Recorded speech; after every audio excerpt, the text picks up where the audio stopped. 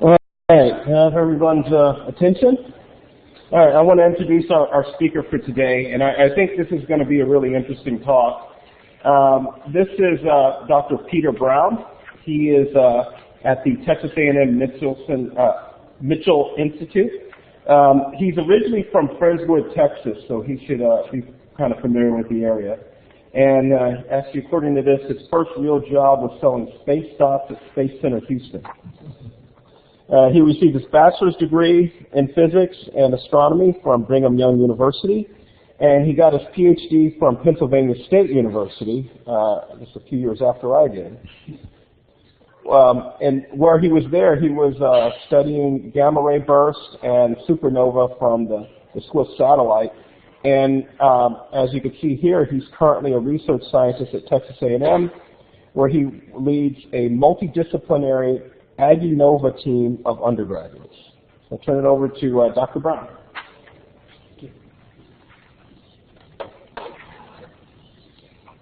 So today we're going to, I guess I need to wear the microphone, or does it just pick me up? It'll pick you up. Okay. This is a little extra now. Yeah. So I'm going to be talking about some of the biggest scales in the universe and how we measure those distances in the universe. You might have seen an image like this from the Hubble Space Telescope with thousands of individual galaxies, each of which have their own 100 billion stars in them. I'll be giving you an idea of how we can measure distances within our own galaxy, to nearby galaxies, and then to the farther universe. In particular, I'll talk about a method that we use called standard candles that we can use as measuring sticks in the universe. I'll talk about some of the particular issues that we can constrain with ultraviolet observations, which is my specialty, namely characterizing the intrinsic color and the dust extinction of these objects, and using these nearby supernovae for comparison with other supernovae across the history of the universe. Yeah, lights can go down. It's fun. Okay, so there's lots of different methods that we use to measure distances. I'm not going to be trying to cover all of these. There's different techniques to use different types of objects out in space, and that can be used to different distances based on how bright they are. What I will be focusing on is sort of these along the far right side. So first of all, a geometric distance, namely parallax, uses the Earth as a mobile observatory. Okay, so as the Earth goes around the Sun, the nearest stars will show a slight shift in position compared to background stars. We're familiar with this effect as you're driving in the car and nearby trees and light posts seem to whip by, while more distant buildings in other states you might have mountains. Those things don't seem to move even though you're moving the same speed. But you have a relative angle between you and these objects that it does change. The other way to visualize it is you stick your thumb out in front of your face, you open one eye, and then you switch eyes. Your thumb will appear to shift with respect to me and this board over here. Or alternatively, the heads of the people sitting in front of you will appear to shift. This is basically our three-dimensional vision. You can get an idea of distances by having a perspective from two different sides. Okay? And so that parallax angle that we can measure in the shift corresponds to a distance where 1 arc second, so if you're an astronomer, an arc minute is 1/60th of a degree, and an arc second is 1/60th of an arc minute. Would you mind moving a little closer to the microphone? Okay, so then one arc second is 1/3600th of a degree. Okay, so that's a tiny amount. Okay, and if a star shifts by that amount, then it corresponds to 3 times 10 to the 16 meters, or about 20 trillion miles. Just so you have an idea. So this is our very first step. Okay, the other method is the idea of standard candles, is if we can measure the intrinsic luminosity of an object, then we can measure how bright it appears to us and infer the distance using the inverse square law of light. Because as the flux of light is diluted as it goes through space and covers a larger area, we can infer the distance. You use this in a more practical setting when you just infer how far away car headlights are based on how bright they are. It doesn't work perfectly. Not all car headlights are exactly the same, but to first order, you can tell whether something's far away or about to crash into you based on how bright the lights appear. So one of these types of objects is a kind of variable star referred to as a Cepheid.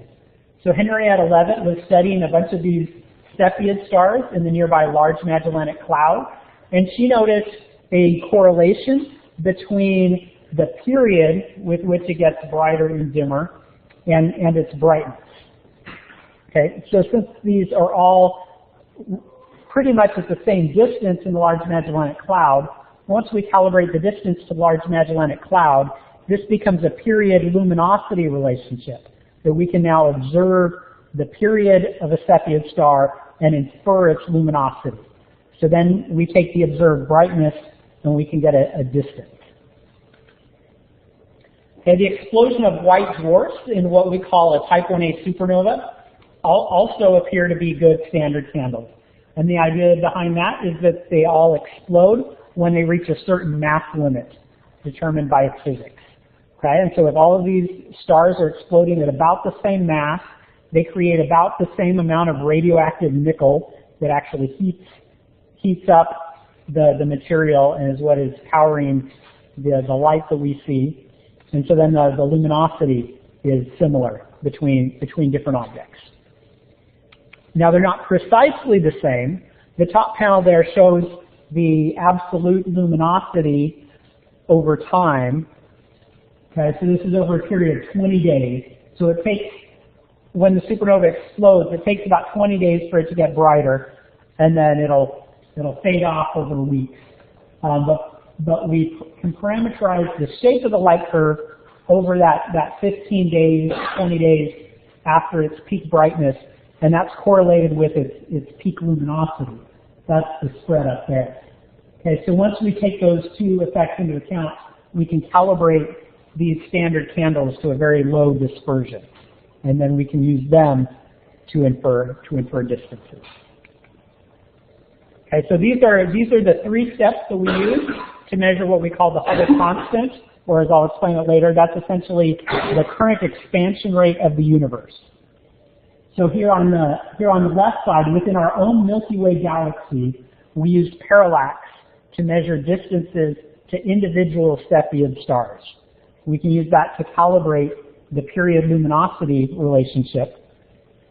Then we can find Cepheids in nearby galaxies outside of our own, and we can calibrate the distance to that galaxy by looking for Cepheids within that galaxy and observing their apparent brightness and their periods.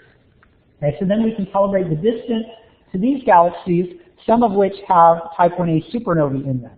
So we can calibrate the absolute luminosity of the supernovae, and we can observe those supernovae much more distant, because a supernova can basically outshine its host galaxy. It's as bright as the galaxy itself. So we can observe those very far away. And by understanding how intrinsically luminous they are, then we are calibrating the distance to those much more distant galaxies. Okay, this is the more scientific plot version of that, putting it together by Nobel Prize winner Adam Rees, where the Cepheids are calibrated with geometric methods such as parallax. Then the Cepheids are used to calibrate the type 1a supernovae, and then the type 1a supernovae are used to measure the much more distant galaxies that are participating in this expansion flow of the universe. Okay, so when we talk about this expansion of the universe, all of the galaxies appear to be moving away from us.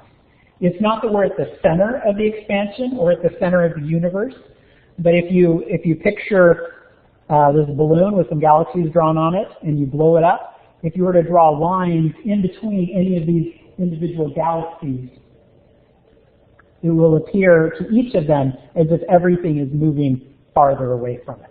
Okay, so it's just a change in the whole scale factor of the universe, with everything getting farther away.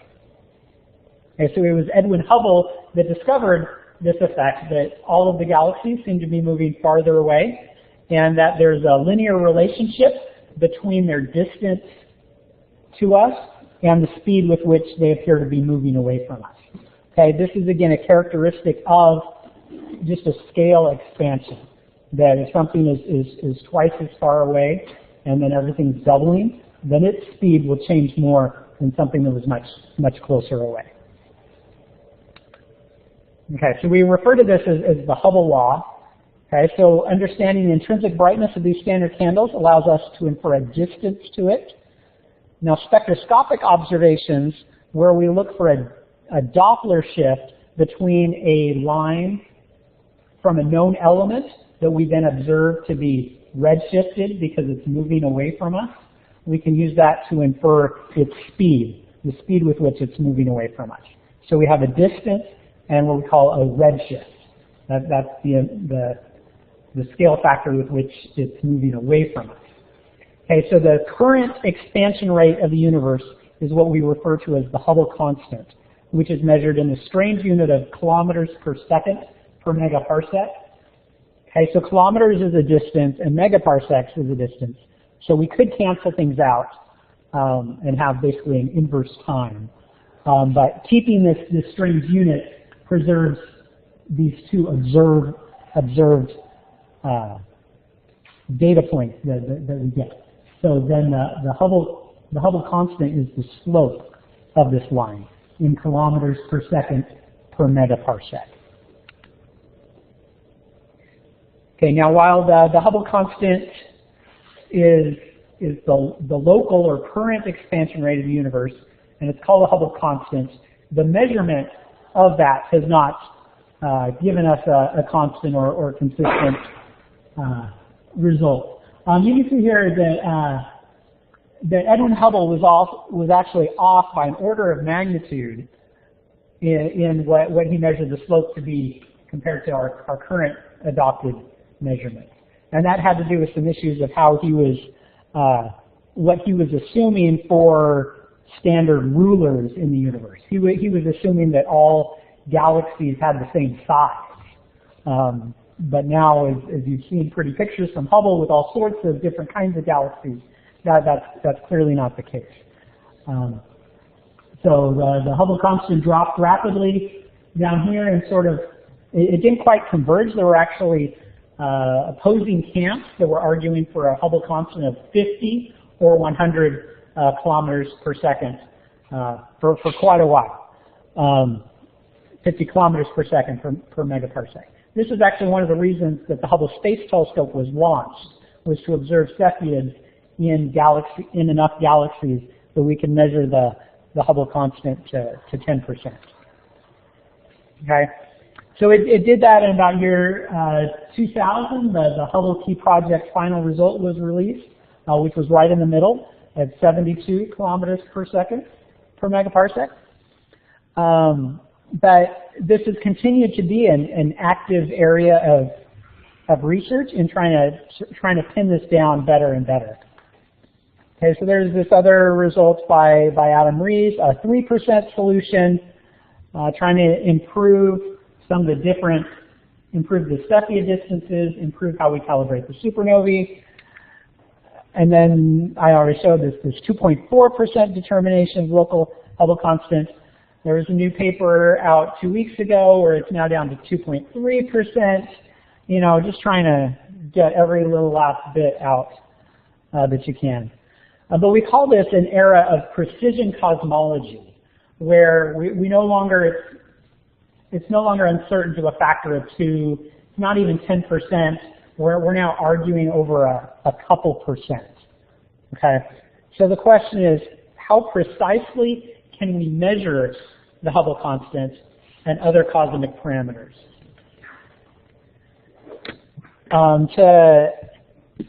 To kind of show you some of the issues, I have a little demonstration for which I'm going to need 2 volunteers in what will work as a front row for us. We have 2 people here. Okay, so I have this mystery stick that we're going to measure.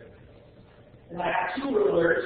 One is divided into 1/16 of an inch, and the other one 1/8 of an inch. We'll let you pick first which one you want to use.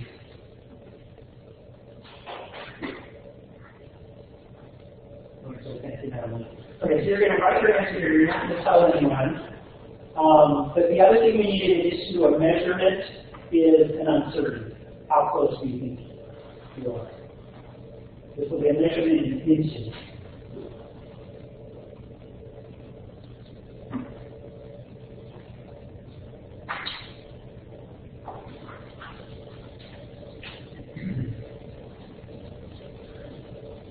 One of the other techniques that has become more normal in these big cosmology measurements is the idea of blinding. So recently in the Dark Energy Survey, we've been trying to measure the Hubble Constant and other cosmological parameters, and there's a danger that if you get what you think is the right answer, you stop. And so what we do now is you hide the final answer, you try to figure out what all of your issues are and how precise you think your answer is before you reveal or unblind what your answer actually is. And if you get the rules in there.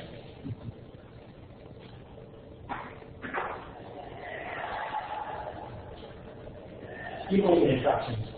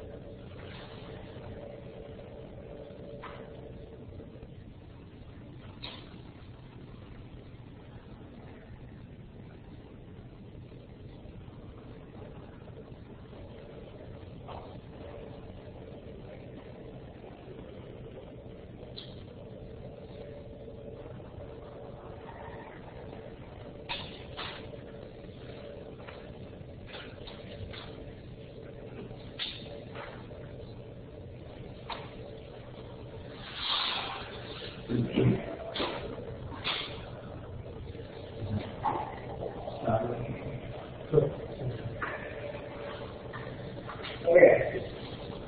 So our 2 answers we have with the metal ruler 11 and 51/64 plus or minus 1/64. That's pretty precise, the 64th of an inch. But the ruler has, pretty fine rulings on it. Okay, our other answer is 12 and 1/16 of an inch, plus or minus the 16th.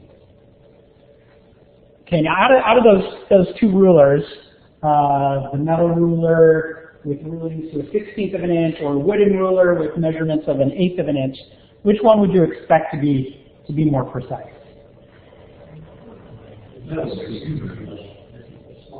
Everyone's agreeing on the metal ruler with the 1/16 of an inch.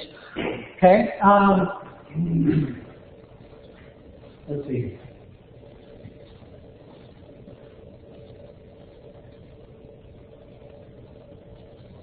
So ignoring the precision for now, do you think your answer that you could be off, that it could be 12 and 1/16 of an inch?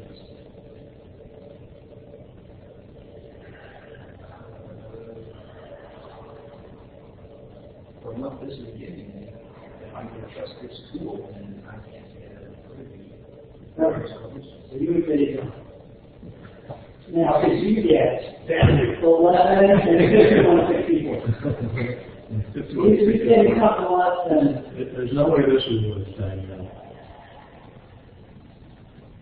Okay, so we have 2 answers that are relatively precise, but aren't agreeing with each other. Now, how about you guys get together and tell me in inches how long is a foot? I think you're putting this 72. Well, Okay, now we're not going to take authority as somebody might have told you that there's 12 inches in a foot. But I want you to actually measure it. Okay? Well, what I'm going to be saying, okay, making an independent ruler.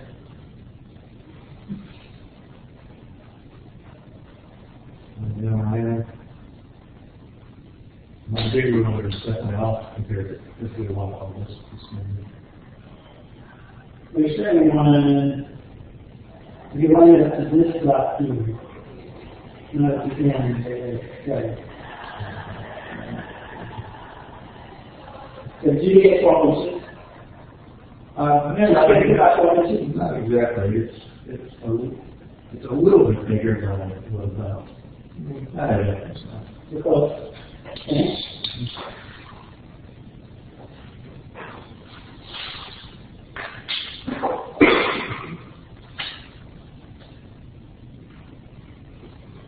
How long does this look? This is from the state itself is 12 inches. 12 inch marks are off by an inch. Off by an eighth of an inch. 12 inch marks. Okay. So you thought you thought that this one was accurate, maybe to 64th of an inch. Okay. Now read what this says here. Shrink 1/4 per foot.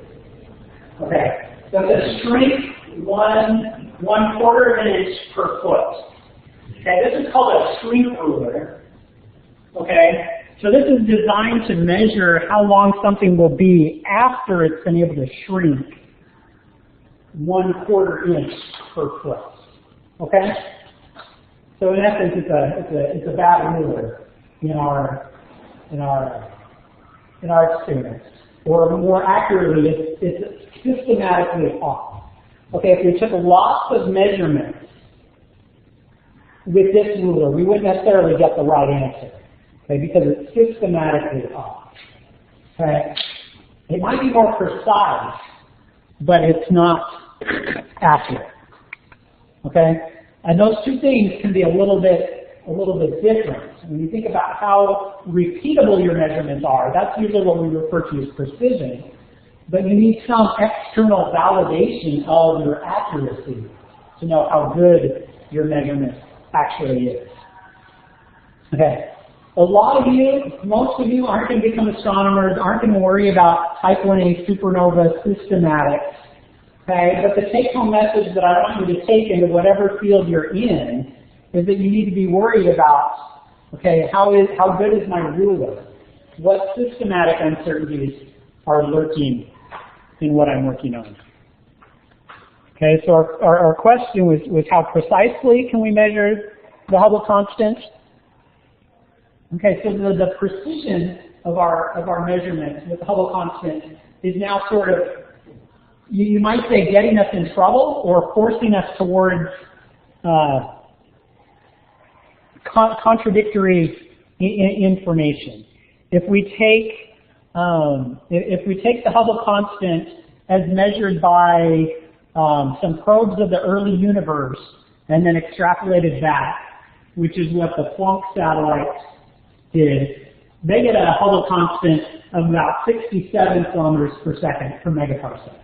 While meanwhile, our best supernova plus Cepheid measurements are at 72, 73. Which if our error bars were larger, we wouldn't worry about it. But as the confidence that people get in that number increases and the error bars get smaller, it's revealing that there's something different going on, which the physicists get excited that maybe it means there's new physics, that when they extrapolate this number based on the physics that we know and what we observe, we get a different answer than what we observe locally. Okay, it could be that there's something exciting going on there, or it could be that we just don't understand some of our uncertainties and there's a different error hiding in there somewhere. So So instead of how accurately can we measure the Hubble constant, or instead of how precise, we want to be asking how accurately can we measure the Hubble constant? How accurately can we calculate our standard candle luminosities? So we need to understand these systematic errors. Okay, this is just a nice, pretty picture that I made of the Whirlpool galaxy, where we see all these clumpy things within the spiral arms is dust. That's one of our biggest systematic errors or systematic uncertainties. Then think about what dust is in your field. What's causing headaches there? Okay, Donald Rumsfeld had this great quote that said, "As we know, there are known knowns.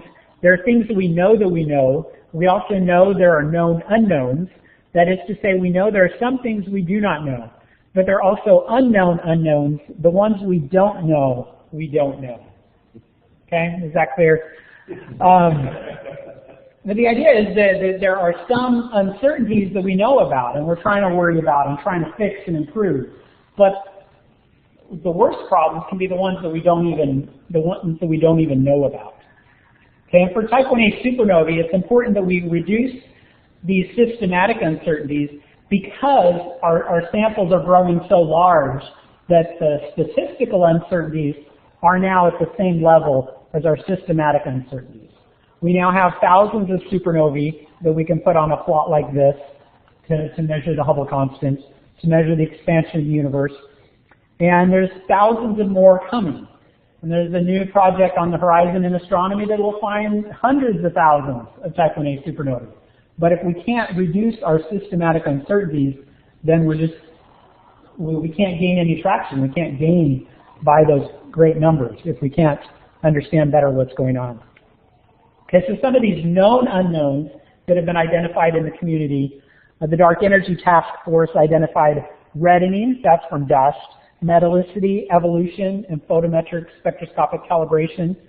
There's this recent paper that came out from a new supernova survey that had a lot of different components in it that went into their final uncertainty. And most of the astrophysical systematics, photometric spectroscopic calibration, that's something that each survey has to deal with individually.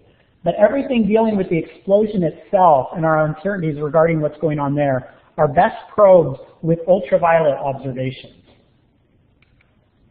Now, through 2004, the number of ultraviolet observations of supernovae was pretty small. We had about 20 there, and most of those weren't necessarily even that good. But with the launch of the SWIFT spacecraft, which happened to coincide with me starting grad school, we basically erupted. We've had a new revolution in the way we can study supernovae. And this plot only goes through 2012 or 2013. It's only continued to grow since then. Okay, so SWIFT was launched in 2004. Its mission was to study these things called gamma ray bursts, where you don't know where they're going to come from and they disappear pretty quickly. So it was designed with a wide field gamma ray telescope that could detect them on the sky and then figure out their position to an accuracy of a few arc minutes, which is pretty good in terms of space terms. That means we can point a telescope to it, and SWIFT has its own ultraviolet optical telescope and an X-ray telescope that it can automatically repoint. It's built in with, okay, how close is it safe? How close to the sun is it safe to look? How close to the Earth and Moon and those types of things? So it can automatically determine, is it safe for me to repoint? And if so, then it does. And it can repoint itself within about 2 minutes. And so then it's staring at the positions of gamma ray bursts, looking for this heated, glowing material left over from a collapsing star that turned into a black hole. Okay, so a pretty exciting thing. This could be a topic of its own. But I sort of ignore that and say, okay, but we can also use it to observe supernovae, which is a more benign form of exploding star. One of the key things that I need to tell you about is the wavelength range that we observe. Okay, so over here, so these are in angstroms, which astronomers use. You cut off the 0 and it's nanometers. But basically, this is green light and blue light, and then this is what they call ultraviolet before we got out into space and really observed the ultraviolet. Okay, but this is sort of near ultraviolet optical light is what we can observe with SWIFT. Okay, so those are the filter curves. And then this plot, this red squiggly line, that is the spectrum of the type 1a supernova. So a spectrum is when we spread out light into a rainbow, basically, and we measure the flux of each individual color. You see it has a lot of optical light, and then the flux dramatically drops. Okay, there's a lot of absorption from nickel and iron peak type elements that absorb a lot of the light there. So it makes it harder to observe. It's fainter in the ultraviolet, but it also means that there's a lot of interesting clues there.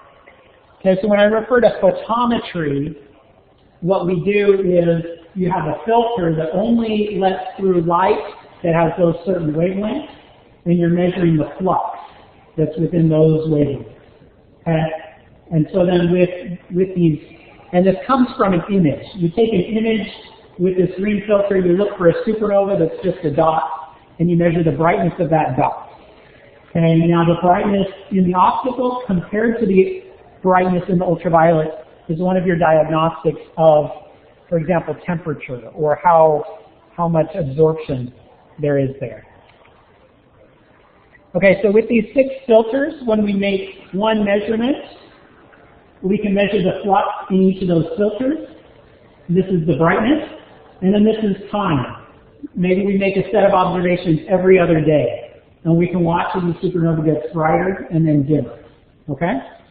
And one of the key things that we're interested in looking at is the peak brightness in each of these filters. That's a nice reference point that we can compare different supernovae.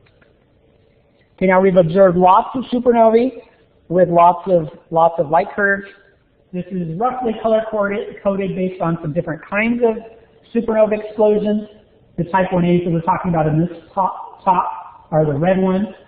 But you can see that we're always busy observing some supernovae or another, or multiple supernovae. Okay, so what types of things are we interested in learning from these observations? I mentioned dust. We want to know how much the light is being dimmed in order to calculate our luminosity distance based on the luminosity and the observed brightness. But then we also need to understand the intrinsic color variations in order to get the amount of dust right. Okay, that's because dust has this property that it makes the light fainter, but it also makes the light redder. So it preferentially scatters light at shorter wavelengths. Think blue light. That's why our sky is blue, is that we're seeing scattered light from the sun. And that's why the sun looks red when we're looking at it down at the horizon, and we're looking through a lot of atmosphere, and it looks redder. Okay? That's because when you have dust and other things, it lets more red light through than blue light. Okay, but we're still trying to understand the exact wavelength dependence of that dust and why it behaves that way. Okay, so this is just a schematic that we have our supernova coming here, and then the light that passes through is generally redder. Probably what I should have had is a few little blue arrows representing scattered lights going off in other directions. Okay, so extinction laws, you don't need to worry about the units that are over here, just the idea that you get more absorption and scattering at shorter wavelengths. Okay, these curves go up into the ultraviolet. So that makes it very, very sensitive. Now there are also different effects that if the dust grains are smaller, then they absorb and reflect light differently in a way that lets more optical light through. You can also get circumstellar scattering. If the dust is right around the supernova itself, some of that light is scattered back into your line of sight. So that also reduces the amount of light that you lose for a given amount of dust. For example, if there's what's called a nova where the white dwarf might have had a small explosion that didn't blow everything out, but just it blew out some stuff, then that creates a shell around the supernova before it explodes that would then cause some of the scattering. Okay, now the effect that you get compared to regular Milky Way dust is a solid line. If you have smaller dust grains, that's represented by the dotted line. And then the dotted dashed line is this scattering effect. So both of them result in having less absorption, less extinction in the optical. But then they do weird things in the ultraviolet. Now, observing large samples of supernovae, it's been found that this low value is what actually seems to be going on, but we didn't necessarily know why. Okay, now I mentioned that all of those dust extinction laws get really severe in the ultraviolet. That means it's really hard to observe a supernova if there's a lot of dust. So if it were heavily extinguished, is what we call it, it would have to be extremely nearby. Well, in 2014, some undergraduates in London discovered the closest supernova in 200 years. Supernova 2014J, which is not that bright thing. It's not that bright thing. It's that one there. It had a lot of dust in the way, which made it fainter. You can see that this galaxy is a big mess. It has a lot of dust. Okay, so one of the things we were able to do was actually get an ultraviolet spectrum of it, where in red is 2014J. You see the light rapidly disappearing to short wavelengths. And then this is a comparison supernova that was really nearby but not reddened. And we can compare those two, and we see that we do get this low value in the optical compared to what we expect from the Milky Way. But then it did get too faint in what I call the mid-ultraviolet to be able to distinguish between those scenarios.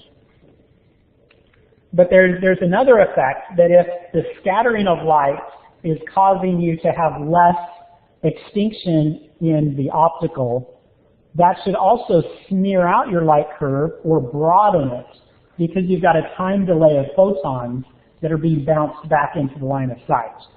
So I built a model to test this this is the brightness in 3 different of our bands versus time. These are the data points in the symbols, and then these lines are different models of where you put the dust. Okay, and in no case can we get the dust scattering to match the observation. But on the right-hand panel, if instead we just use a different formulation for the size of the dust grain, then it seems to match perfectly. Okay, so it seems like the dust extinction to supernova 2014J is consistent with interstellar dust, not right around the supernova itself, but just out in space in between us and the supernova, with no signs of circumstellar scattering. But there was another study studying the host galaxy before the supernova exploded, where they had studied the properties of the dust and had concluded that it looked very much like Milky Way dust. Okay, which then makes you ask the question, are they right? Are you right? Of course you want to be right. But a grad student that worked with me, Yang, was able to address this in a very interesting way. It wasn't something that we expected from these observations. But what we were doing is we were using the Hubble Space Telescope to look at the supernova at very late times and observe echoes of that light as it bounces off much more distant clouds in that galaxy. Okay, so as the supernova fades, you'll kind of see these shells moving outward. Okay, and that's just light bouncing off of these clouds and coming back to us. And now if you subtract one late time image from the earlier image, you can see these more plainly. That early times you have these clumps here, and then later times this broader component out here. Okay, but these observations were also taken using different filters. so you could study the color behavior of that scattered light, which can tell us something about the size of the dust grains and such. And interestingly, what he found was that over the whole area around the supernova, there is dust that has an extinction value very close to that of the Milky Way. Okay, there is Milky Way-like dust there, but this, what, as simple as we can put it, a slab of dust that's causing these brighter arcs, that has the smaller value that we inferred from supernova. So this tells us that you could have a supernova hiding behind this slab of dust, creating the extinction law that we found, while if you're just studying all of the stars distributed through the galaxy, you wouldn't see those if they're hiding behind the dust slab. So you see them passing through more normal dust. So in effect, both studies were right, and there's different kinds of dust within the same galaxy. Okay, but we still don't know why the dust slab is doing that, and why all supernovae that have a lot of dust seem to be hiding behind like that. But one of the complications that we're still struggling with is that if you infer the amount of dust by how much the light was reddened, you have to know how red the supernova was to begin with. Okay, and in the optical, that's fairly well constrained, but in the ultraviolet, we have a large scatter. So on the y-axis here, this is effectively the flux ratio between the near ultraviolet and the optical, and the x-axis is the flux ratio, or what we call color, between the blue light and the green light.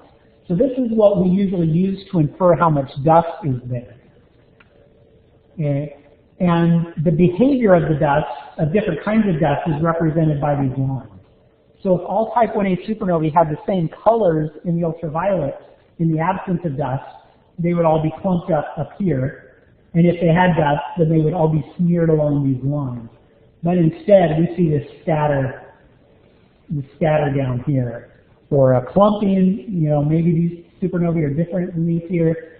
Something's going on, which is sort of concerning if you're assuming that all type 1a supernovae are the same kind of explosion. They should all be the same standard candles. We see in the ultraviolet that there's something different.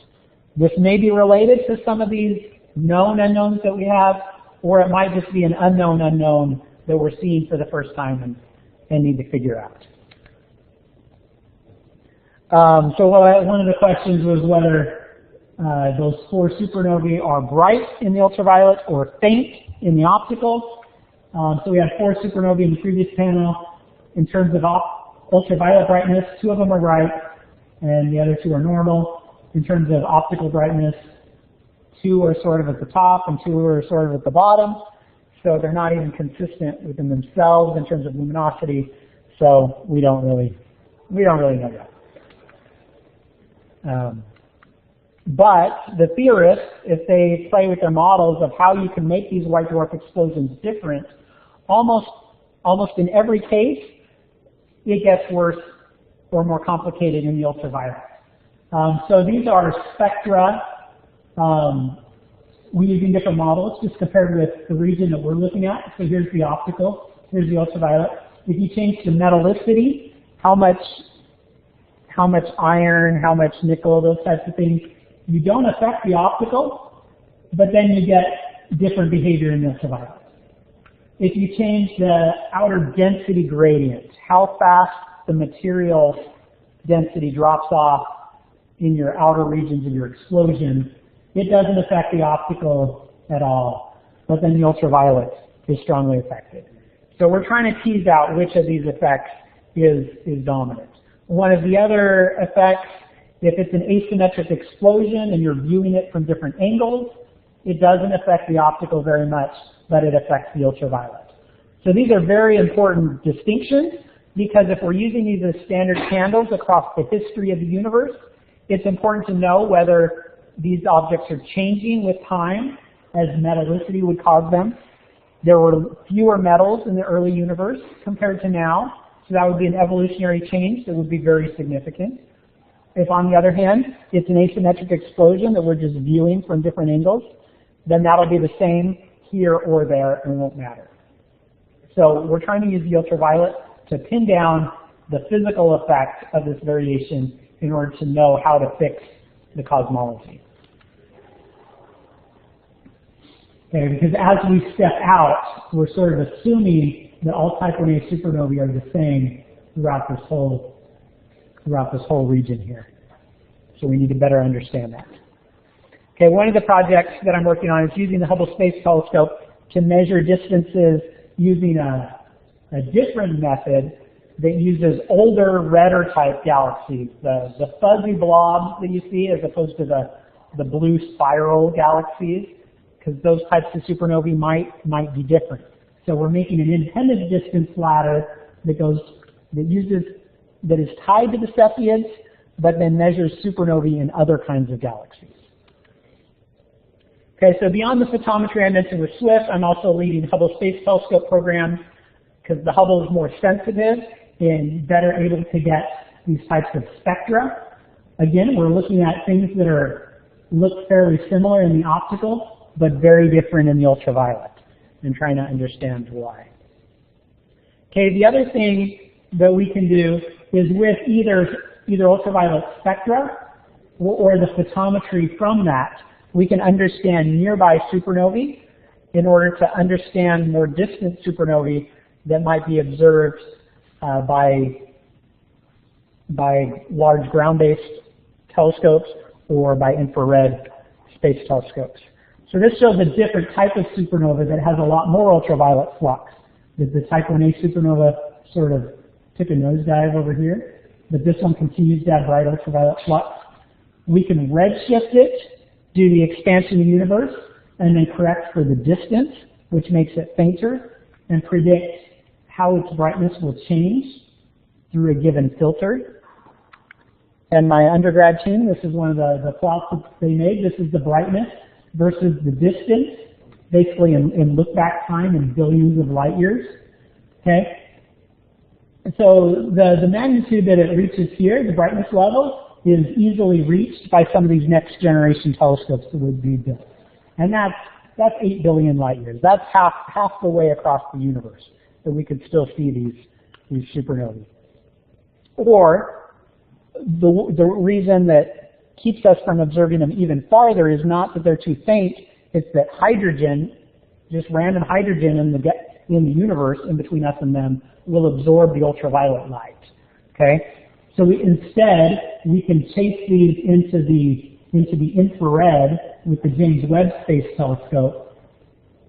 Okay, so this is again, the supernova gets fainter and redshifted as you go farther out. Now, these numbers might not mean much to you, but the most distant object that we've ever seen is close to a redshift of 10. Okay, and redshift of 20, we don't even know if stars started forming that far away.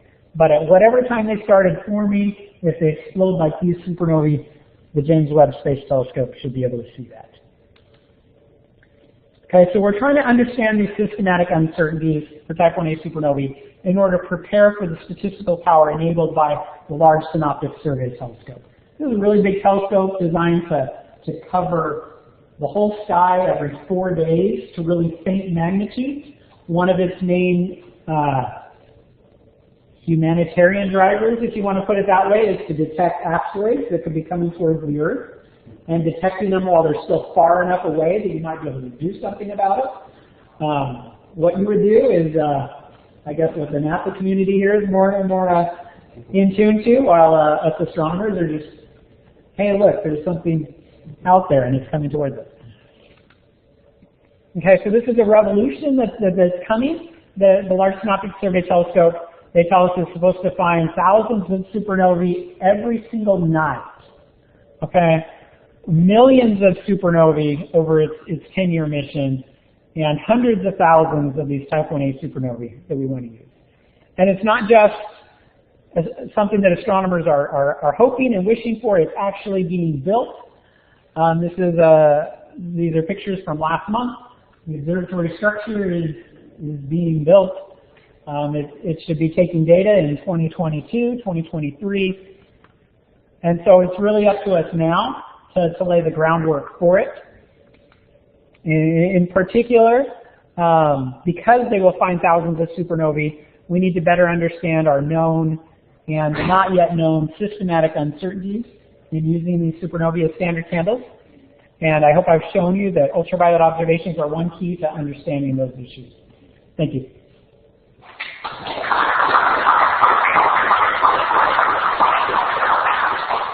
All right, questions? Yeah, I was just wondering, was there any relationship between the metallicity of the dust and like the size of the dust particles? Because I noticed on the one chart for both of them in the ultraviolet, you started seeing the larger effect as opposed to the higher wavelength.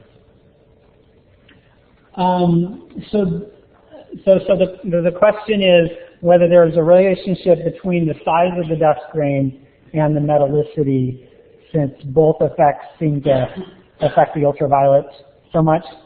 Is that effectively your question? Right. In those plots, no.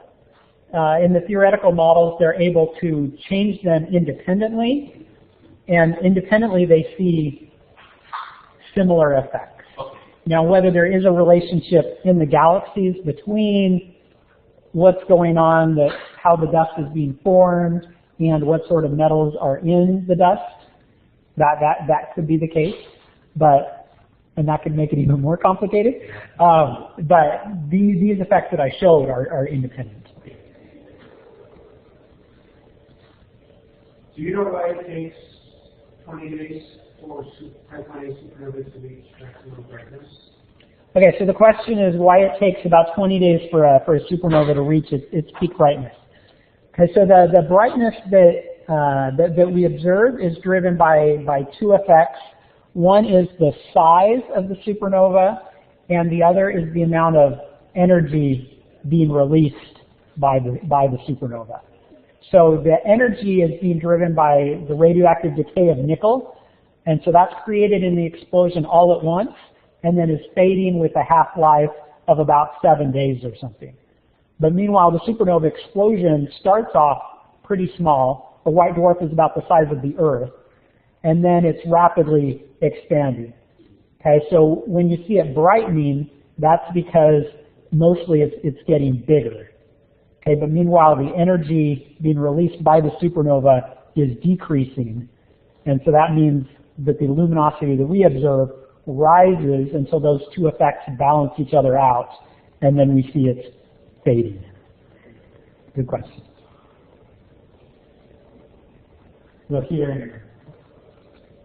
Well, would there be a different effect if you were in the, say, in the ultraviolet or shorter wavelength? Would it peak faster? Okay, so the question is whether it would peak, whether it would peak differently at different wavelengths. There is a small effect to that for the type 1A supernovae. The ultraviolet peaks a few days before the optical, but in general it's a similar behavior with a rise and fall. Now for a different type of supernova explosion, when a red giant star explodes, it's already really big, and so the effect that we see with that is not a growing effect, it's a temperature cooling effect. And for those types of supernovae, they start off really bright in the ultraviolet and fading very rapidly, while the optical is flat for about 100 days. So for those types of supernovae where temperature is a dominant effect, you have a strong difference at different wavelengths. For the type 1A supernovae, their temperature is relatively constant, so you're mostly seeing an effect of the radius and the energy loss. It seems like posing the question, if something is at some Hubble distance, so to say, that there is a reddening effect, then it might show up earlier than you have to compensate for it. Yeah, we do have to compensate a little bit for effects like that, and just the fact that a supernova that's farther away in the universe is also, its light curve is stretched out. So there are different effects where we're seeing shorter wavelengths and we're seeing broadening in light curves. How common are the type 1A supernovae, and what causes them to be consistent in luminosity? Okay, so how common are type 1a supernovae and what causes them to be consistent in brightness? So a rule of thumb for a galaxy of our size, you should have a type 1a supernova about every 200 years, which means we're a couple hundred years overdue for one, but it's a random process. So what you need for a type 1a supernova to explode is you need a star about the mass of our sun to evolve into a white dwarf stage, and that'll take 5 to 10 billion years. Now what makes them explode at the consistent mass level is basically if you have it's a carbon and oxygen white dwarf is what's left over when a star is burned. And if you add material to it, your star is upheld by the pressure of the carbon and the oxygen. And if you add more mass to it, at a certain mass point, everything will compress enough that your carbon and your oxygen want to start fusing, and you get a thermonuclear runaway that blows up the whole star. So there should be, and it's about 1.4 times the mass of our sun, which is the limit. And so if you go, as you approach that limit, that's when the star wants to explode. And that's why they have similar masses and explosion energies. Okay, and that mass has to come from a different star. Because if it's all by itself, it's already used up all of its mass. So it has to have a companion. So our sun won't do this. You have to have a companion star that's spilling material onto it up to that limit.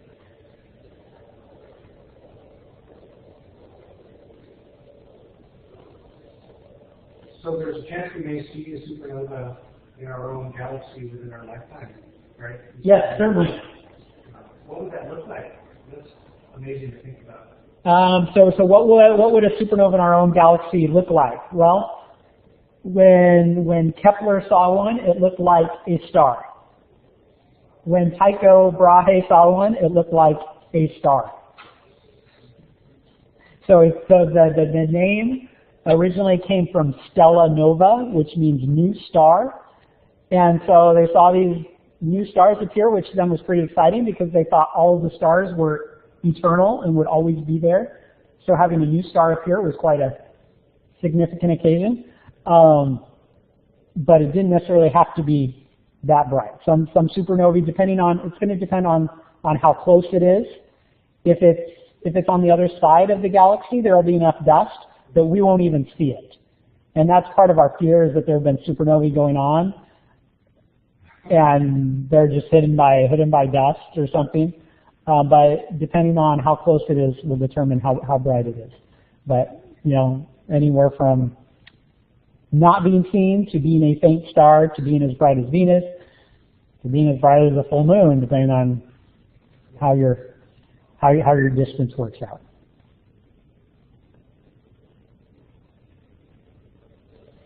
Do you have any stars mapped out that are candidates for becoming?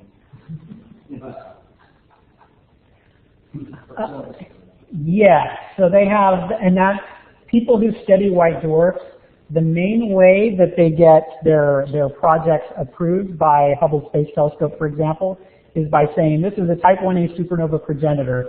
We think it will one day explode as a type 1a supernova. Well, we're not saying it'll happen anytime soon, but we want to understand this object because it might be related to these objects. So there's a handful or a dozen of these objects around that they think are these types that could explode as type 1a supernovae. And as far as the other supernova types, the biggest, brightest stars, Betelgeuse is one of the main candidates for a red giant supernova explosion that could happen any day, could happen thousands of years from now. Well, could have already happened and we're just waiting for the light to reach us.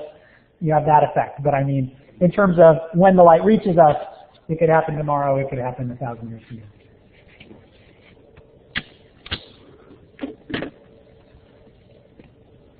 Other questions? I have a question. Could gravitational wave candidates like colliding black holes be used as standard candles?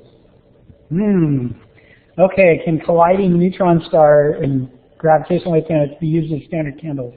What they call them are standard sirens. So, so they can actually infer very well from, pretty well from the gravitational wave signal itself what distance it's at.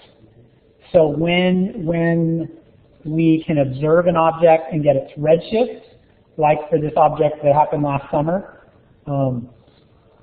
it is one data point that you can put on that plot and say, it is moving away at, order of magnitude 10,000 kilometers per second, and it's, what was it, 100 megaparsecs away or something. So they got something like 60 plus or minus 20 or something. So it's not a very precise answer, but it's a completely independent answer. And if you start getting more of these, or you start better calibrating them, then they can certainly be used in a completely independent method. Any other questions? Well, let's thank our speaker.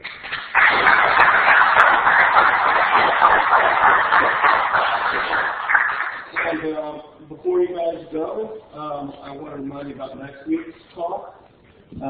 Wes Kelly is going to be giving a talk about some interesting work that's going on here with partially reusable spacecraft, which could take off and land horizontally. And also, I want to talk a little bit to the students who are in the master's program, the people taking the physics 6830 class. So, thank you.